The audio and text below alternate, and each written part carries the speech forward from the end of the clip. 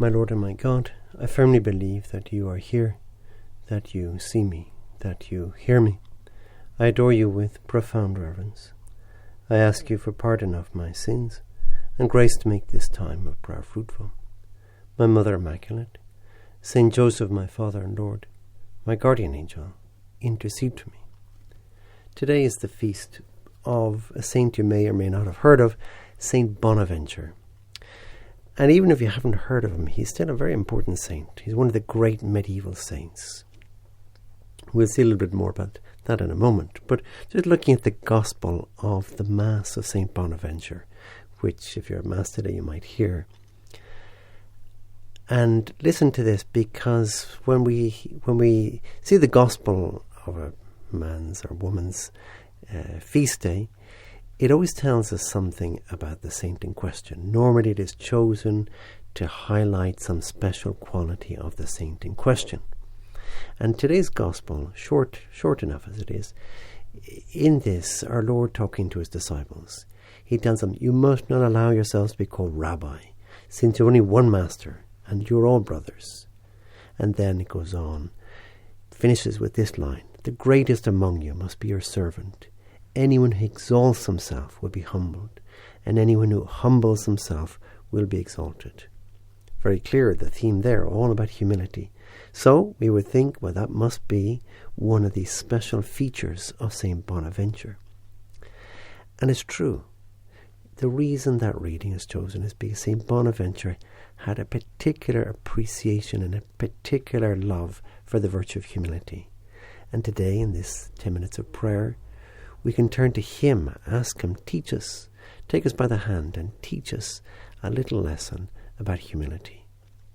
Now, when we look at his life, we're saying he's one of the great saints, he's one of the great medieval saints. And clearly he was. He was the master, the head of the Franciscans at his time. The popes were after him to appoint him to a special bishopric. He was a great theologian, a great writer. And despite all his great achievements at the time, he did not let these things go to his head. He remained firmly grounded in humility. Despite being the head of the Franciscans, the seraphic doctor, that's kind of the nickname given to him, like St. Thomas, his good friend, they were colleagues. His good friend St. Thomas the Dominican is called the angelic doctor. St. Bonaventure is called the seraphic doctor. The seraphim are a certain branch of angels. None of that went to his head. Humility is very hard. When we look at ourselves, we have to admit to you, Lord, that when we are offered a top job, a promotion, it's very hard for us to stop our head swelling. If we are slighted, on the other hand, the very opposite happens to us, or somebody is promoted above us. We get envious. If we start being called great things, like he's the seraphic doctor, well, then we start thinking ourselves more important than the others, mere mortals. We exalt ourselves. If people were to start calling you a genius, wouldn't you start looking at others as less fortunate than you? Well, St. Bonaventure is not like that. He knew that all his gifts and all his talents came on loan from God. In fact, his very name means good fortune. Bon adventura, good fortune. In his studies, he didn't study like sometimes maybe you and I, studying to be the smartest guy in the room, because his motto was, I shall study you, God, only to love you. In other words, not to be considered really clever, but only so that I can love you more. He didn't want to be exalted over others. In 1265, he was nominated to be the Archbishop of York in the north of England. Very important archbishopric. He declined the offer. He turned it down. A lot of people wouldn't be able to do that. Lord, how hard it is for us to turn down honours. How much we seek them. How much we love to be elevated and praised before other people. 8 years after that, another pope, who was Pope Gregory, wouldn't take no for an answer, and insisted that St. Bonaventure would become the cardinal bishop of a place called Albano in Italy. And according to tradition, St. Bonaventure was washing dishes outside a monastery near Florence when papal envoys arrived with his cardinal's hat.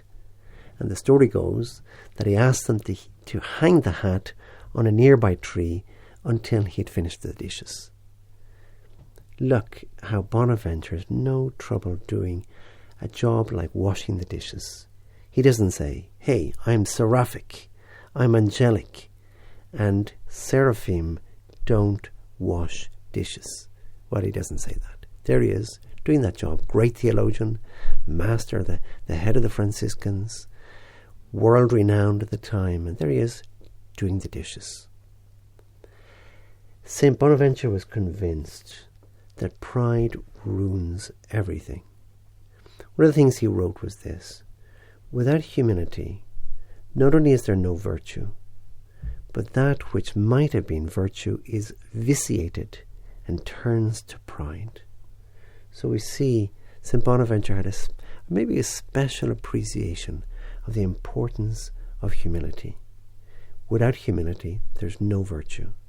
In other words, all the other virtues turn to ash. The virtues we think we have. Oh, we're very clever. Oh, we're very strong. Oh, we're very hardworking. Any of these things. If they're not supported by humility, they don't rest on the foundation of humility, they turn to dust. They amount to nothing. It's very important for us, isn't it? We think of Our Lady. Our Lady was loved by God, especially on account of her humility.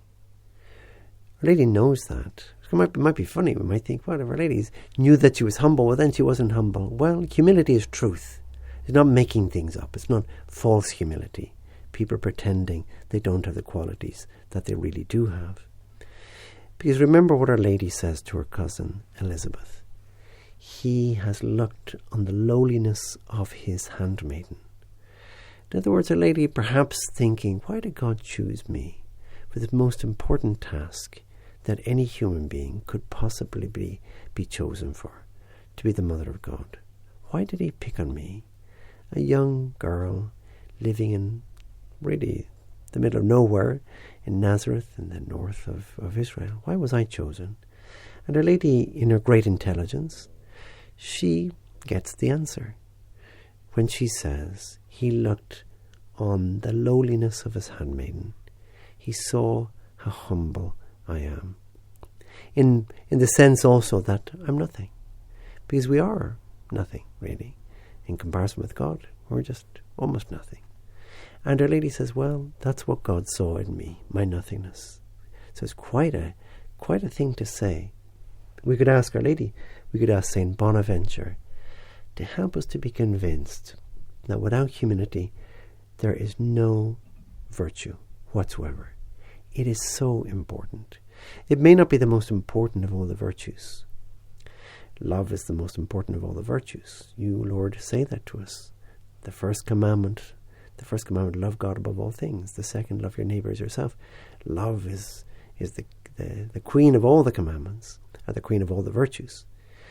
But there is a foundational virtue, and humility is a foundational virtue. In other words, it sustains all the others.